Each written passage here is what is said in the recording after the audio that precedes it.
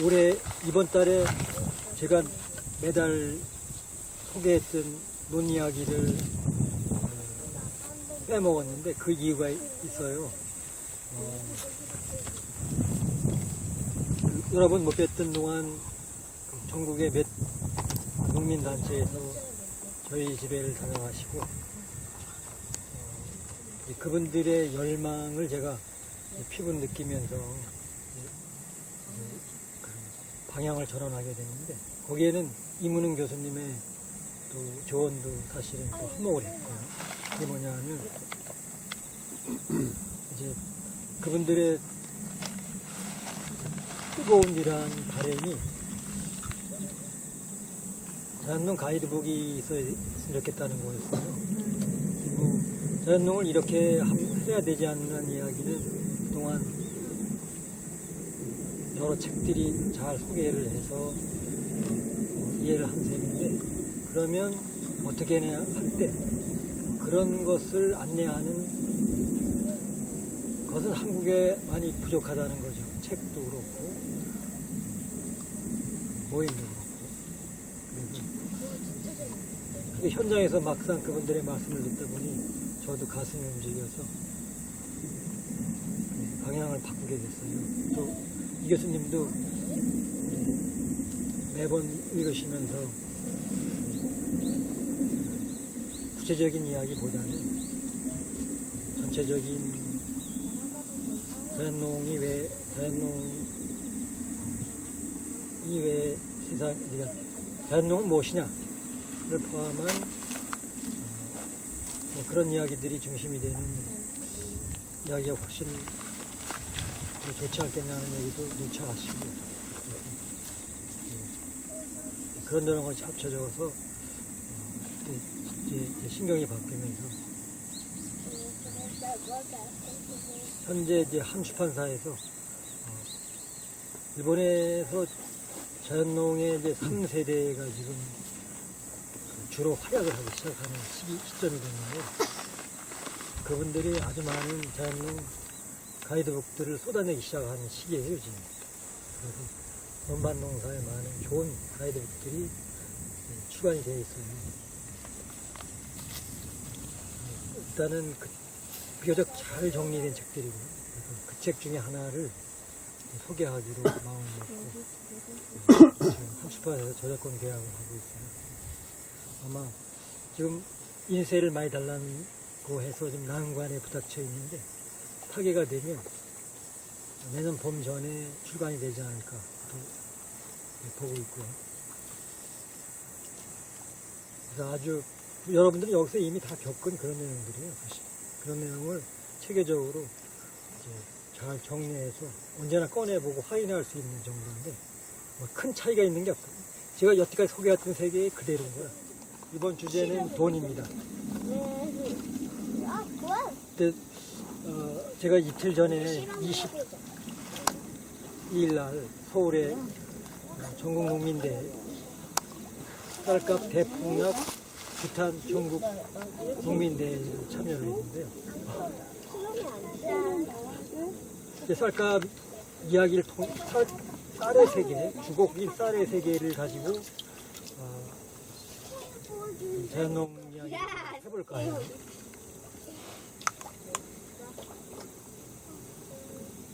쌀값이 해마다 이제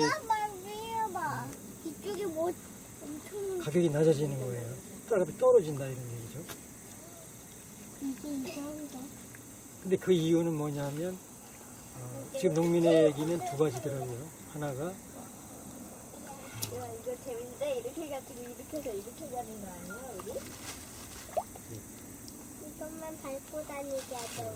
밥쌀을 정부가 수입을 해드린다는 거죠. 이 밥은 우리 근데 송수랑 우리나라 쌀이 모자른가 하면 그렇지는 않다는 거예요. 지금 너무 많은 쌀이 있어서 각 농협별로 여기도 있네. 엄청난 양의 쌀이 이제 그 창고에 저장이 돼 비축미라 그랬는데 그런데도 불구하고 쌀이 남아 있는데도 불구하고 수입을 해드린다는 거죠. 이 두 가지 구조 속에서 쌀값이 떨어진다는 건데 그럼 농민의 주장은 어떤 대안이 있느냐 하면 두 가지예요. 하나는 이제 수입, 밥살 수입을 안 된다. 하지 말고. 우리가 제일 좋아해요. 또 하나는 그럼 이미 비축미가 있으니까 이걸 어떻게 하느냐. 이거를 북한에 무상 제공을 해야 한다. 그러니까 어떤 쌀을 풀 길이 없잖아요. 그래서 그 두 가지 길이 농민의 주장인 거더라고요. 근데 저는 이제 서울에 올라가면서 올라가서 보니까 주요 일간지들도 안 왔어요. 그리고 각 당에서도 안 오고 그러면서 이 애침이 먹히지 않겠구나. 대학로에서 시작을 해서 종각까지 가수행진했는데 우리의 배를 그 긴 시간 잊혔지만 제일 크다. 이제 지금의 한국에서는 이 쌀값 문제가 풀어지기가 어렵겠구나 하는 그런 생각을 했는데 지금 전혀 다른 시각으로 저는 쌀값이 앞으로도 또 앞으로도 농촌이 어려우리라는 거는 이제 올라가면서 이런 생각을 했어요. 우리 사회에는 보이지 않는 이런 길이 있어요. 우리 지역을 얘기하면 다 부서져봤어. 이제 저희 같은 경우는 홍천 읍내로 나가 사는데 그쪽으로 직업을 얻는 것이 성공의 길인 거라. 그럼 홍천읍이 끝이냐 하면 읍에서 더 나은 길은 춘천이고 춘천시가 끝이 아니고 서울이 이제 가 살아야 할 곳. 그것이 또 가장 누구나 추구하는 길이 되어 있는데 그런 보이지 않는 길이 있는 거예요. 그리고 이제 그 길을 가장 쉽게 가는 길은 역시 학업을 통해서 공부를 잘해서 갈 수가 있는 거예요. 그래서 시골에서는 공부 잘하는 사람들은 다 서울로 가죠. 그리고 저는 혼자 그날 그 전 과정을 정말 깨어서 딴 생각 안 하고 농민의 귀를 기울이고 그리고 참여자의 말씀을 듣고 혹은 궁금한 게 있으면 묻고 이렇게 해서 전 과정을 아주 성실하게 참여했는데 그 과정에서 제가 느낀 거는 지금 말씀드린 그거 시골에는 바보들만 남아 살아서 결국 공부 잘하는 똑똑한 사람들은 서울에 가고 서울에 가서 안 온다는 얘기죠. 그리고 대를 이어서 또 공부 잘하는 사람은 서울에 가고 그래서 시골에는 바보들이 사는데 그러므로 이 농사짓는 농민들이 지금 이러한 정치 역학 속에서 쌀값 문제를 저렇게 잊힌다고 풀어질 수가 있는 게 아닌 것을 풀기가 무지 어렵겠더라고요. 그래서 이제 기본 틀은 이거 아니에요. 이제 대의제 민주주의라는 거는 결국 집권을 해야 되는데 지금 농민은 사실 너무 수가 적으니까 그들의 말에 요구나 제안을 무시해도 사실은 집권하는데 큰 영향이 없고 또 이 바보들이라서 이제 이번 정권이 쌀값을 20만 원을 보장하면서 아마 투표를 성공했는가 하더라고요. 근데 지금 쌀값이 한 가마에 20만 원커녕 11만 원 내지 12만 원 떨어진대요. 그럼 이거 이게 매우 어려운 건데. 근데 그런 것이 가능한 거는 이제 소수자이기 때문에, 약자이기 때문에 현실 정치에서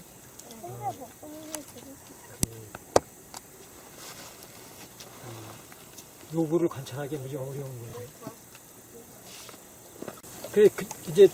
그래서 이제 우리 지역은 어떠냐 하면 또 똑똑한 사람들은 이제 이제 공무원이 되거나 혹은 농협에서 일을 하고요. 나머지 사람들이 농사를 짓고 살죠. 그래서 이게 또 시골에서도 농민들이 이제 그런 요구들이 분산되더라고요. 그래서 농민애들이 참여율이 매우 적고 그래서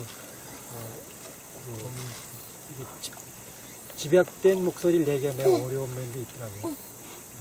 앞으로도 일반 농민들이 이제 현재로서는 뭐 큰 변화가 없는 한은 쌀값 문제를 풀 일이 없겠구나 하는 좀 그런 절망적인 생각을 할 수밖에 없더라고요. 그리고 이제 그래서 현재 정부가 농촌 농민 문제에 손을 놓고 있냐면 그건 아니에요. 의외로 아주 많은 사업들이 시행되고 있고 그 보조금들이 이제 뿌려지고 있는데 그 금액이 또 상당히 많은데, 근데 제가 겪은 보조금의 문제는 대부분 일본은 전액 무상 보조가 있는가 하면 대부분 50%에서 80%까지고 나머지 자부담이에요. 50 내지 30, 20 자부담인 그런 보조금들이 지급되는데, 이 보조금들이 의외로 농촌을 오히려 망가뜨리는 역할도 많이 하더라고요. 지원이 되는가 하면 그게 그 보조금 때문에 사실 크게 필요도 없는데 그 보조금을 타내고 그 운영 자체가 매우 제한적인 거라. 그래서 지속적으로 창의적으로 그 보조금을 통해서 이제 생산 안정이나 소득 증대로 이어져 가기가 매우 어려운 구조를 갖고 있다는 얘기죠. 그래서 결과적으로 50% 내지는 뭐 아주 좋은 거는 이제 30, 20 정도밖에 자부담이 안 되더라도 그게 결국은 빚으로 그것들이 오히려 이제 부채가 돼버리는 경우가 의외로 많아요. 그래서 농가 부채가 사실은 보조금의 기초에서 농가 부채가 이렇게 쌓인 거지 않나 하는 게 제가 보는 농촌인데, 그리고 이제 그러면서 도시로 간 우리들의 똑똑한 공부 잘하는 형제들은 도시로 가면 어디에 봉사를 하게 되냐면 대부분 자본에 봉사를 하게 되더라고요. 저기 계신 이제 LG도 그런 격인데, 이제 그때 주요 이슈 4가지가 LG 농업 진출 반대야. 그게 하나이고, 그 전날 아마 LG에서 열린 뒤를 열어놓은 포기 선언을 했다 그러더래요. 그래서 그 얘기도 아주 많은 부분 그날 여러 사람들한테 주로 많이 언급을 하고 그랬던 부분인데, 시골에서는 누가 좀 공부 잘하고 출세하면 좋은 소위 1, 2 고등학교나 대학을 가면 프랭카드를 붙여요. 그리고 뭐 출세라면 다 붙이지. 근데 그 보조 그 자체 그대로 사실은 그게 쌀값을 못 올리는 선 이유라고 이제 보여졌는데, 그래서 제가 본 자본은 그렇게 주로 돈 되는 데를 향해서 아주 예리하게 가고, 그러면 자본이 있으면 2가지가 붙더라고요. 하나가 인재들이 붙는 거죠. 주로 도시에 시골로 예를 들면 공부 잘하는 사람들이 가서 그 자본과 바보들은 자본하고 만날 수가 없는 게 지금 이 자본주의 구조인데, 이제 역시 인재가 되면, 학교를 통해서 인재가 되면 자본에 가서 고소득을 보장받으면서 자본이 필요한 이제 개발 내지 사업을 펼 수가 있지 않나 싶더라고요. 그래서 그게 한국 농업을 만들어 온 세계이지 않나 싶어요. 큰 사람이 아니야. 그리고 난 큰 사람. 오빠. 그게 놀라웠고, 또 하나는 나 오빠야. 저의 오빠 어디가? 오빠. 영감의 온천이 후쿠오카 마사노루에 그 집에 농원에 갔더니 그게 돌아가셔서 이제 성패화 됐는데, 거기는 자연님이 있어요. 그분의 땅, 그 산에. 근데 역시 풍요로운 거예요. 새들이 많잖아요. 나머지는 대부분 스기, 참나무. 오빠 왜 그리고 오빠 왜 이렇게 이제 그 시골구 순례길은 오빠 왜 이렇게 약해? 절 88개를 이렇게 거점으로 이렇게 되는 거거든요. 오빠 왜 근데 사찰 오빠 왜 주변은 이렇게 약해? 천년의 습이 보존되는 거예요. 근데 난 죽어서 그래서 이렇게 됐어. 이제 이 사람들이 부처를 팔아먹기도 하지만 또 팔아서 먹고 사는 게 좀 되더라고요. 거대한 나무로 둘러싸인 습이 있어서 그 절들이 나름 성공관이, 성스러운 공간이 있는 모습이에요. 죽어가지고 이렇게 됐어. 근데 그때 이제 제가 미래나 유전자 조작표 개발한 거 아니에요. 그런데까지 이제 지금 한국 농정이 가 있는데, 그래서 이제 그 결과가 결국 서울 혹은 대도시 중심의 사람들이 만든 세상이라 이런 얘기. 근데 그 결과를 자기가 무관해지냐면 다행스럽게도 그렇지가 않아가지고 그들이 매우 불건강한 음식을 먹게 될 수밖에 없는 거예요. 그래서 일부 이제 또 깨이거나 여유 있는 사람들은 친환경 농산물을 찾게 되고, 그게 이제 작은아마 친환경 농산물 시장을 형성하는 거죠.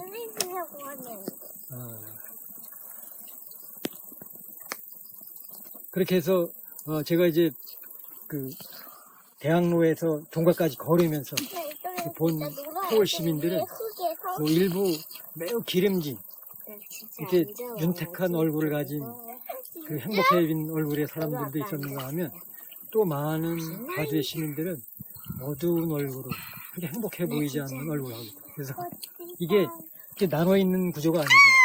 그래서 한편에서는 자연농하는 저 같은 경우는 매우 불쌍해 보이는 안쓰러운 그런 도시 생활을 하고 있더라고요. 그리고 너무 이 환경이 안 좋은 거예요. 너무 공기의 질이. 뭐 아시다시피 대학로에서 종각까지는 건물 유지니까 진짜 엄청나게 좋아요. 식물이 없잖아. 이게 공기가 탁할 수가 없죠. 도시 사람들도 어렵고. 지금 현재 한국 농촌은, 한국은 도시 사람도 어렵고 또 시골 사람도 어려워요. 그래서 양쪽의 길이 아닌데, 도시에서 사는 게 답이라면 거기에 살면 좋은데 그것도 아니에요. 시골에 와 살까 하면 시골 또한 길이 안 보이는 거예요. 왜냐하면 뭐 여러 번 말씀드렸지만 시골 사기 시작하려면 기초 자금이 아마 한 5, 6억 원 내에 있어요. 용토 장만하고 용기에 장만하는 거예요. 기초가. 그래서 시골 사기도 만만치 않고, 그래서 쉽게 자급의 삶을 꾸릴 수 있냐 하면 농산물 가격 보장, 최저 가격 보장을 안 해주는 거예요. 그리고 놀라운 거는 가격을 만들 때 농정 관계자, 유통업자, 그리고 농협 대표 많이 모여서 결정을 해요. 생산자가 참여가 안 됩니다. 이게 농업의 현실이더라고요. 그래서 이 구조에서 앞으로 아마 한국 사회가 이제 소수자, 약자에 관한 배려가 반드시 내가 다수자로 살아도 그게 나의 삶의 질에 보장하는 것을 아는 사회까지 가기 전까지는 그게 사실 쉬운 게 아니거든요. 그래서 어렵지. 그러므로 이제 지금 농민회가 얘기하는 최저가격 보장제, 이게 단시일 내에 대리란 보장이 길이 안 보이라 이런 얘기예요. 그러므로 앞으로 농촌은 여러분들이 와도 살 길이 안 보이는 거예요. 그러면 이제 그와 다른 자연농에서는 그러면 어떻게 할 것이냐. 그래서 이제 나 동그라미 새콤한. 저도 두 분이 얘기하신 그런 세계 위에 서 있는데, 이제 자연농을 초기에 소개한 것처럼 동그라미다. 예. 그런 양문명 속에 도시와 시골에서 다른 탈출구를 좀 꿈꾸는 건데, 근데 이제 지금의 구조의 도시와 시골은 두 가지를 망치는데, 하나는 이제 자연 환경을 망치는 구조 속에 있는 거예요. 그래서 여러분 아시다시피 지금 우리들의 문명은 이제 공기, 땅, 물 전체를 망치고 있는 거예요. 그래서 근데 대안이 보이잖아요. 보시다시피 대안의 구석이 안 보이잖아요. 그래서 이제 그걸 찾아야 되잖아요. 또 하나는 그 속에서 이제 우리를 포함한 환경 속에서 모든 생명체가 살기 더 어려운 구조 속에 있는 거죠. 근데 그게 사람만이 아니고 이제 우리가 먹는 소돼지를 포함한 이 가축들, 또 지금 아주 열악한 환경 속에서 알면 이건 뭐 사람으로서 부끄러울 만큼 실제 사육되고 있는 가축들은 복지 제로의 속에서 지금 놓여 있거든요. 그리고 많은 나머지 생명체들, 여러분들 하찮게 여기는 이 벌레와 이런 것, 이 동물들이, 나머지 동물들이 우리들의 농업 위해서, 우리들의 새끼 위해서 엄청난 고통을 받고 있는 거죠. 그래서 우리는 뭔가 새로운 세상을 꾸며야 되는데 뭐가 있냐 이거죠. 그래서 그러면 이제 방법적으로 자연환경에 동의하는데 좋다 이제 여기까지는 왔어요. 그러면 자연농을 어떻게 먹고 사느냐 하는 문제가 아까 이제 그 올빼미의 질문으로부터 이제 그런 구체적인 질문이 매우 좋아요. 그게 풀어지지 않으면 이런 붕 뜬 얘기는 실천이 안 되니까 그게 풀어져야 하는 거예요. 저는 그거를 이제 홍천 농민의 대표, 우리가 홍천에서 차를 타고 같이 갔는데 홍천 농민의 대표하고 얘기하는 가운데서 이제 실마리를 잡았어요. 그래서 그 얘기를 좀 드리고 싶은데, 근데 그분이 이제 작년에 친환경 농사가 역시 답이라는 생각으로 유기 인증을 받기 위해서 이제 유기 인증을 받기 위해서는 한 해 무농약 농사를 져야 돼요. 그래서 초기에 이제 농약도 안 치고 호미를 심었다는 거예요. 근데 호미를 바로 엎은 과정에서 가스가 나오면서 가스장애로 이제 벼농사를 망친 거예요. 근데 그 집은 수도작 중심의 농가인데 그게 망가지니까 이 길이 없는 거예요. 그래서 어떻게 했냐면 이제 40일 동안 품을 팔았대더라고요. 소위 품을 팔아. 농협에 나가서. 근데 그분이 이제 그 기와 올리는 일을 40일 해가지고 하루에 13만 원을 받았대요. 그러면 40일을 한 거잖아요. 40일. 근데 이제 12만 원은 용역비를 떼고 1만 원 용역비로. 진짜 가고 싶다. 저쪽 쭉 가고. 하루 13만 원을 받는데 12,000원은 용역비를 떼고 마누라한테 10만 원만 갖다 줬대요. 그러니까 이제 내가 물었어. 그러면 나머지는 뭐 했냐 했더니 그건 자기가 떼어 먹었대. 자기 용돈을 썼다는 거죠. 있는 그대로. 근데 어쨌든 10만 원을 해갖고 400만 원을 40일 일해가지고 10만 원씩 해서 아내를 갖다 준 거죠. 근데 저는 그 얘기를 들으면서 이게 답이겠구나 하는 생각을 하겠더라고요. 자연농의 답인 거예요. 그러니까 이제 자연농은 이제 뭐냐면 이제 여러분들이 현재와 미래를 위한 유일한 길이라고 할 수밖에 없는 거예요. 그래서 여러분들이 주어진 땅 속에서 자연농을 실현하고 그걸 지키기 위해서 뭘 하느냐면 가장 손쉽게 이 폰팔이 길도 있겠다라는 거예요. 그래서 얘기 들어보세요. 근데 하루에 10만 원을 번다면 이제 미래의 길에서 가장 좋은 거는 이제 제가 살게할 때 자발적 가난이고요. 여러분들 가난하게 살기를 꿈꾸는 게 가장 멋진 삶에 이르는 길이라고 저는 확신하고 있습니다.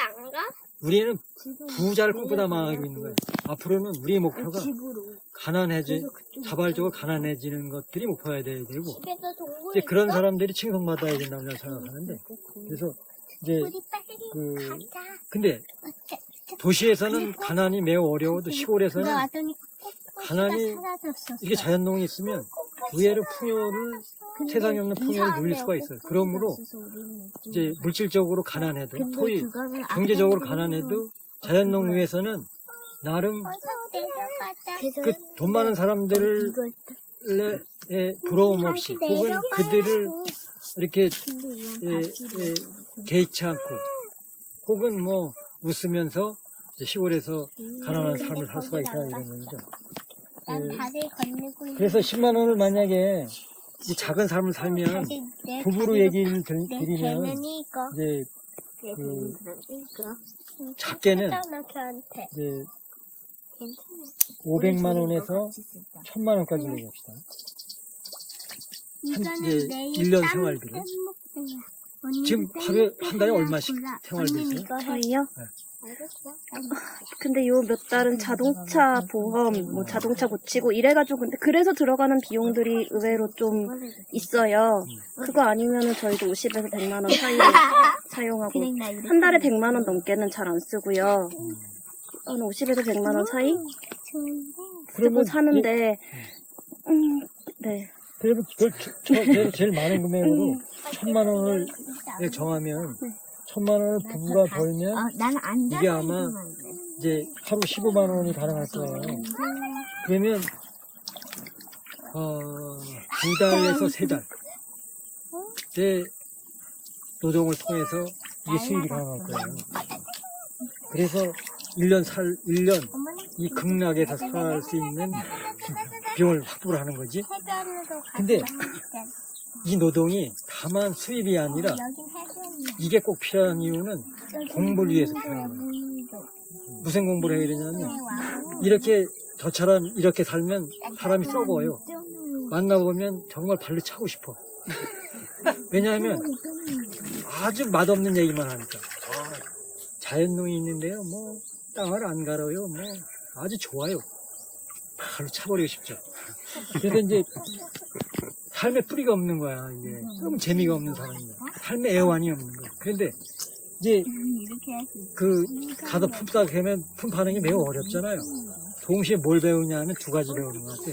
하나는 이제 그렇게 해서 이제 현장에서 소위 고난 속에서 자기를 키울 수가 있고, 또 하나는 나와 다른 현실 삶을 보고 배우는 시간이 돼가지고, 그게 여러분들이 여기 와서 이제 이 자연농원에서 책을 읽고 사색을 안 하면 안 되게끔 만들어주는 거야.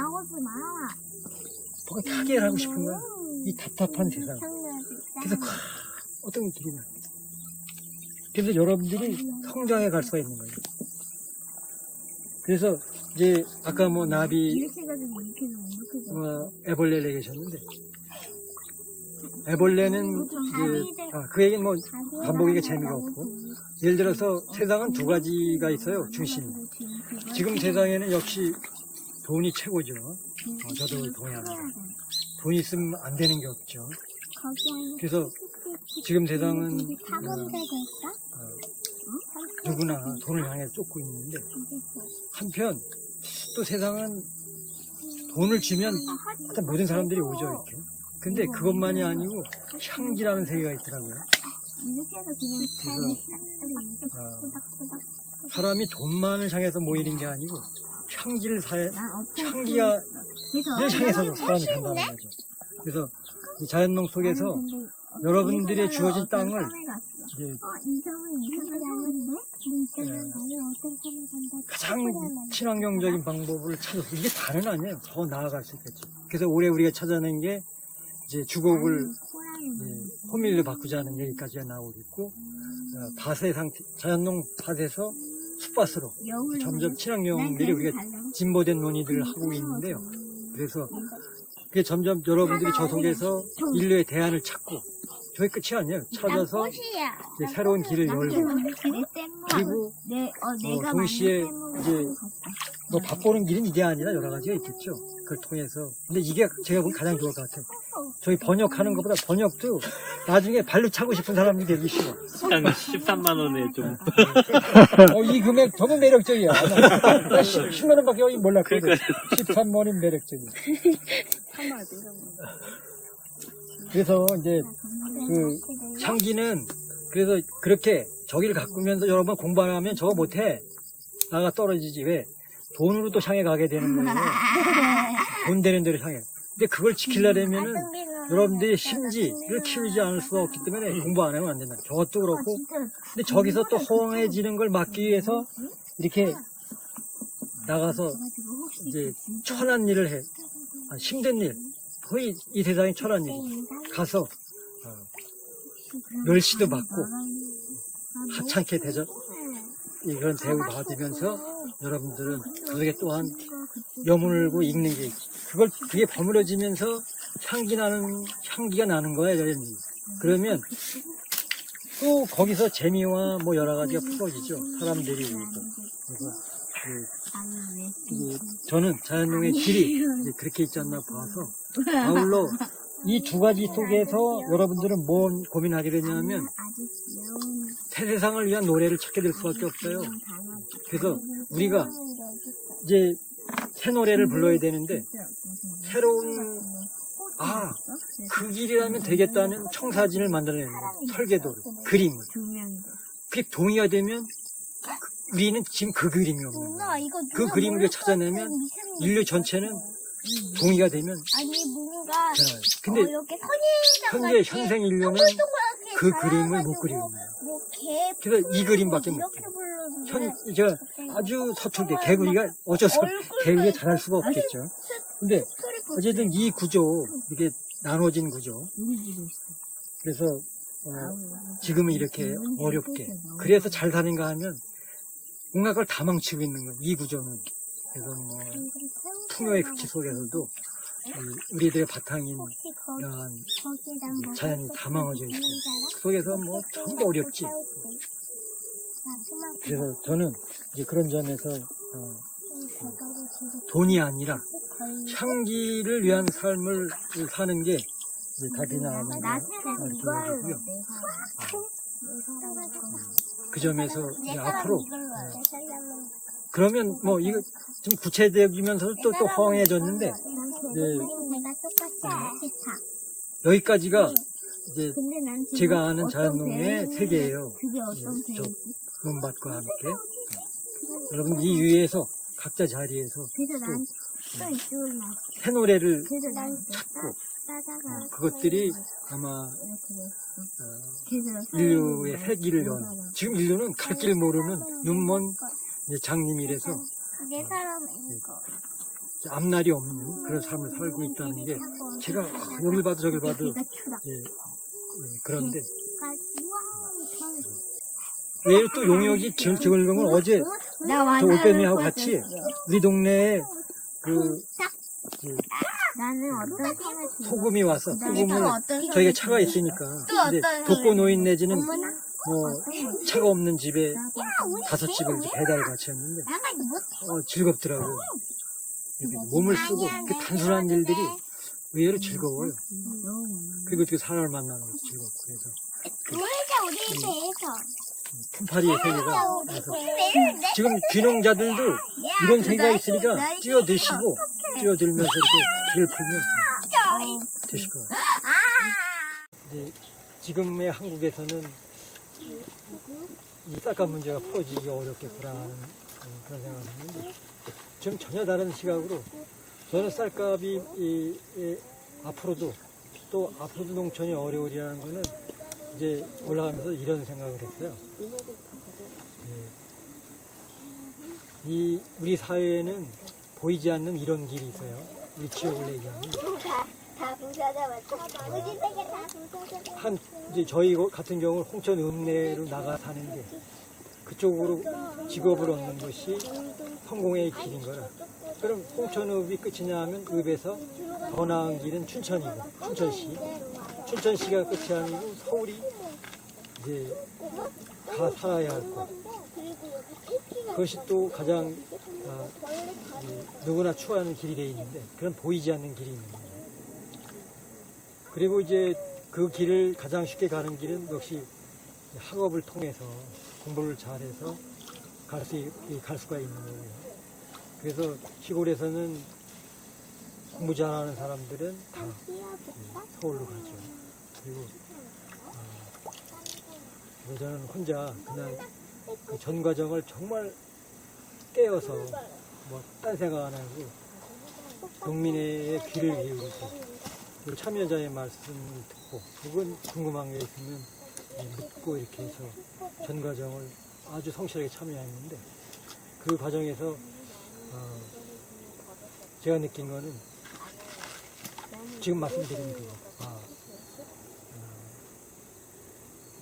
시골에는 바보들만 남아 살아서 결국 공부 잘하는 똑똑한 사람들은 서울에 가고 서울에 가서 안 온다는 얘기죠. 그리고 대를 이어서 사는 거죠. 또 공부 잘하는 사람은 서울에 가고 그래서 시골에는 바보들이 사는데 그러므로 이 농사짓는 농민들이 지금 이러한 정치 역학 속에서 쌀값 문제를 저렇게 외친다고 풀어질 수가 있는 게 아닌 것을 풀기가 무지하게 어렵겠더라고요. 그래서 이제 기본 틀은 이거 아니에요. 이제 대의제 민주주의라는 거는 결국 집권을 해야 되는데 지금 농민은 사실 너무 수가 적으니까 그들의 말에 요구나 제안을 무시해도 사실은 집권하는데 큰 영향이 없고 또 이 바보들이라서 이제 이번 정권이 쌀값을 20만 원을 보장하면서 아마 투표를 성공했는 것 같더라고요. 근데 지금 쌀값이 한 가마에 20만 원커녕 11만 원 내지 12만 원 떨어진대요. 그럼 이거 하니까 또 보고 있고요. 그래서 아주 여러분들은 여기서 이미 다 겪은 그런 내용들이에요. 사실 그런 내용을 체계적으로 이제 잘 정리해서 언제나 꺼내보고 확인할 수 있는 정도인데 뭐 큰 차이가 있는 게 없고 제가 여태까지 소개했던 세계의 그대로인 거예요. 이번 주제는 돈입니다. 근데 제가 이틀 전에 22일 날 서울에 전국 농민대회 쌀값 대폭락 규탄 전국 농민대회에 참여를 했는데요. 이제 쌀값 이야기를 쌀의 세계, 주곡인 쌀의 세계를 가지고 자연농 이야기 해볼까 해요.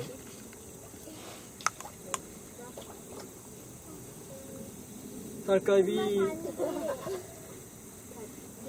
해마다 이제 이쪽이 뭐 엄청 가격이 낮아지는 거예요.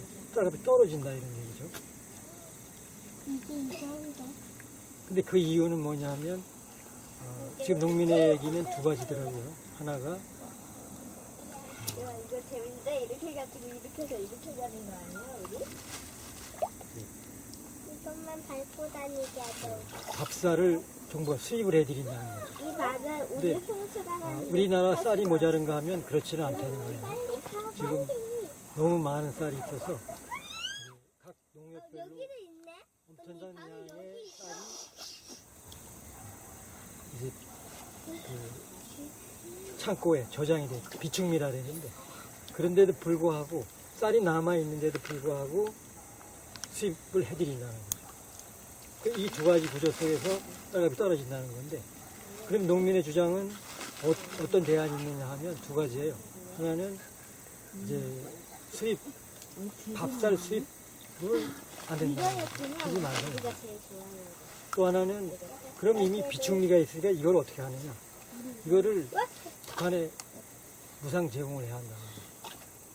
그러니까 어떤 쌀을 풀 길이 없잖아요. 그래서 그 두 가지 길이 농민의 주장인 거더라고요. 근데 저는 이제 서울에 올라가면서 올라가서 보니까 주요 일간지들도 안 왔어요. 그리고 각 당에서도 안 오고 그러면서 이 애침이 먹히지 않겠구나. 대학로에서 시작을 해서 종각까지 가주행진을 했는데 우리의 배를 그 긴 시간 잊혔지만 제일 크다. 이게 매우 어려운 건데 근데 그런 것이 가능한 거는 이제 소수자이기 때문에 약자이기 때문에 현실 정치에서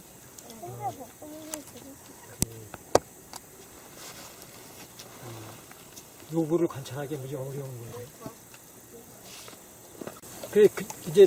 그래서 이제 우리 지역은 어떠냐 하면 또 똑똑한 사람들은 이제 이제 공무원이 돼 있거나 혹은 농협에서 일을 하고요. 나머지 사람들이 농사를 짓고 살죠. 그래서 이게 또 시골에서도 농민들이 이제 그런 요구들이 분산되더라고요. 그래서 농민애들이 참여율이 매우 적고 그래서 집약된 목소리를 내기가 매우 어려운 면도 있더라고요. 앞으로도 일반 농민들이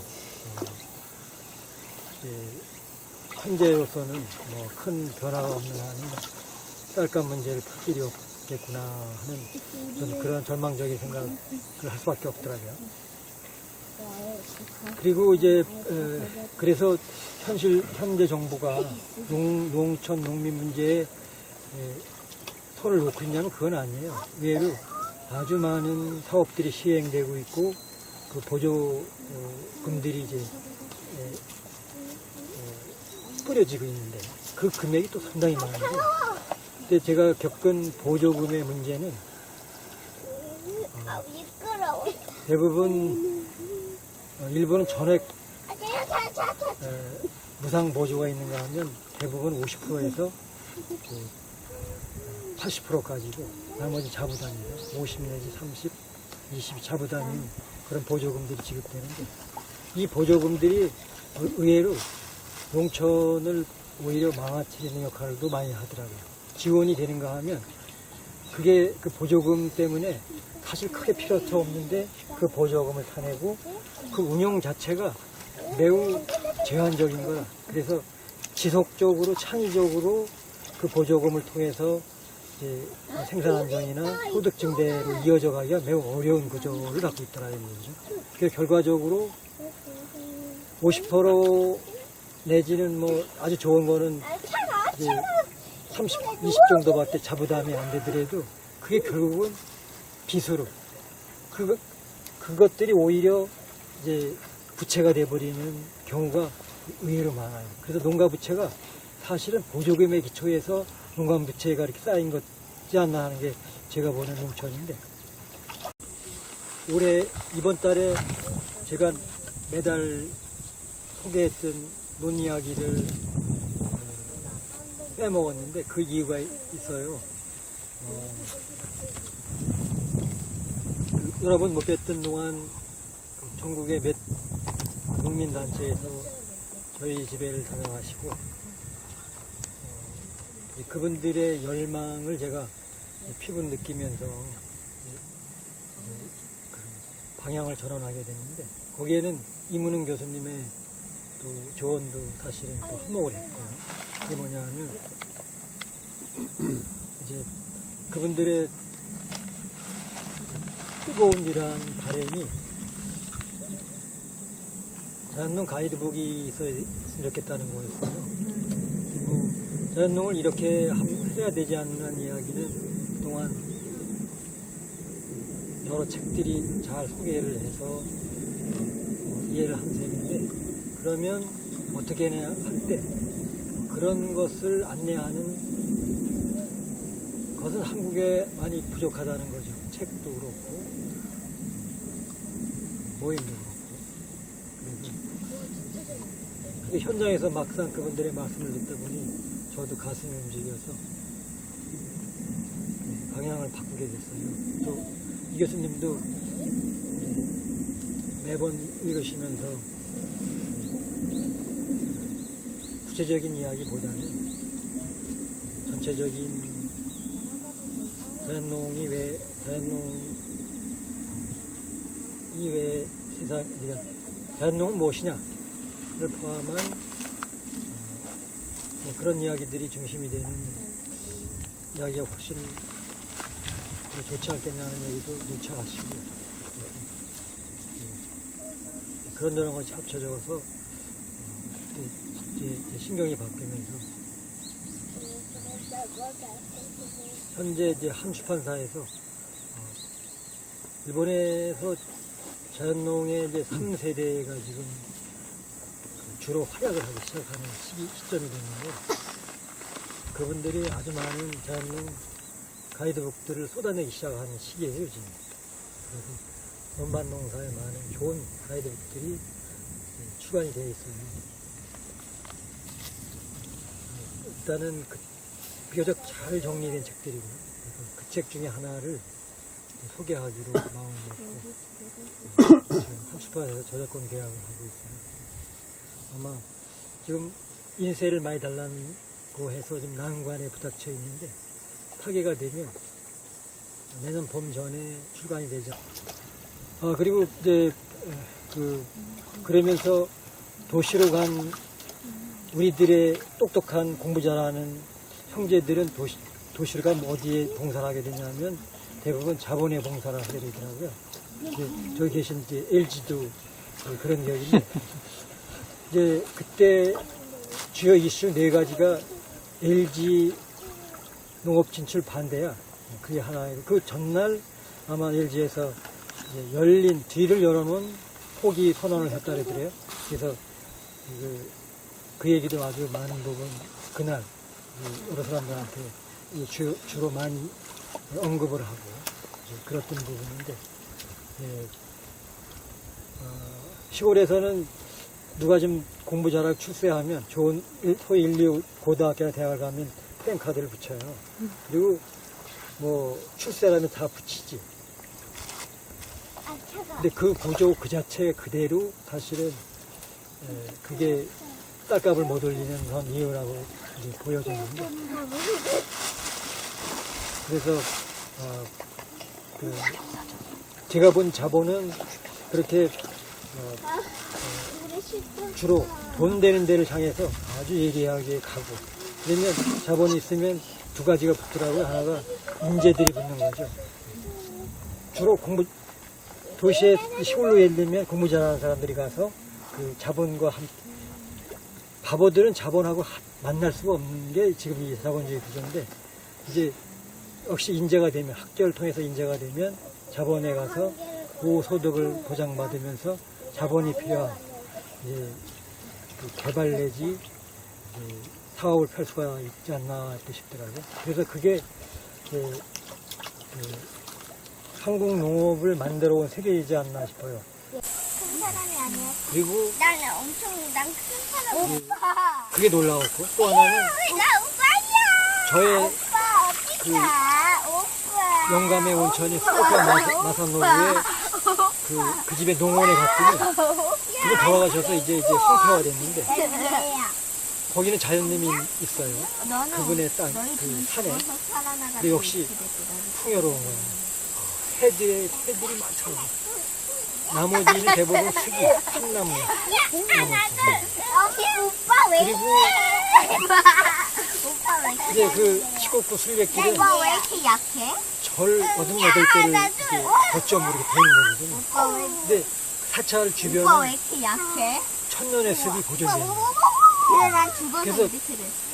이제 이 사람들이 부처를 팔아먹기도 하지만 술 팔아서 먹고 사는 거야 하는 생각이 들더라고요.